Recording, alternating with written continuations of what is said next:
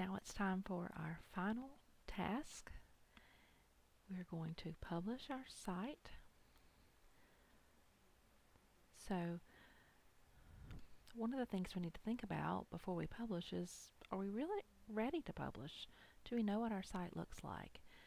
And so we want to make sure that we point out that you have a preview option here, and then if you select that, your screen will change so that you can see what it would look like to someone who is viewing your site on the device that you're currently on. So this is the desktop or laptop view, large screen.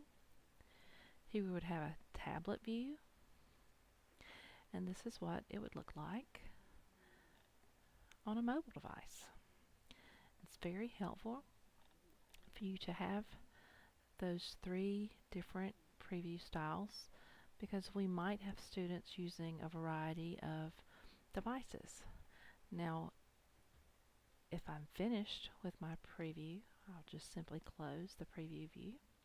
It's going to go back into the edit mode. If I'm ready to, once you decide that you are ready to publish, you'll simply click on the Publish button, which will open a new window. When you publish your site for the first time, you'll be asked to add a site name. Google may auto-recommend one. If that doesn't suit your needs, then you can edit it. And Google will let you know if that site name is available. Please note that the beginning of the URL does include our Colquitt County domain name, and this cannot be changed. Also, on this view, we again have the option of managing who can view our site. Again, that takes us back to the Who Has Access window. And if we are happy with those choices, then we may choose to publish. Now you can see that once you've published your site, your Publish button also changes. You have a few more options now. You can notice your published settings and see those at any time. You can now preview and view your published site as it is. And then you could also unpublish this site. So if you want to remove it so that it can't be found, hide it away until it's time for next year, that's completely up to you. You can unpublish, and then the site will no longer be live. I'm going to cancel that because I do want us to look at the publish settings again. That's our class name if we need to change it. And remember,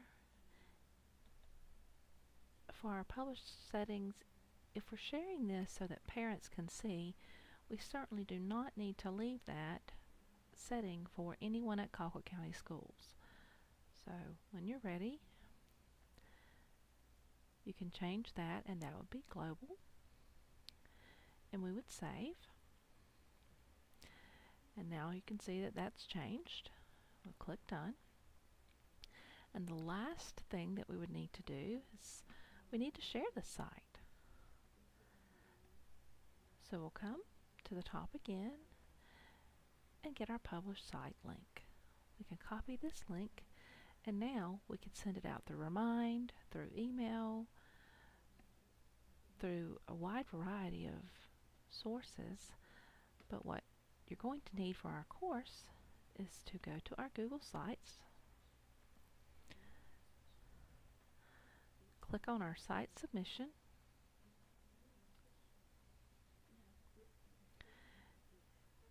insert our link,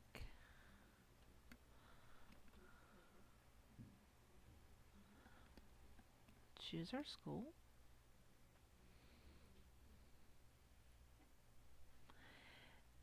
and this is just a note to remind you that you have shared your site with your ITS staff member as a collaborator.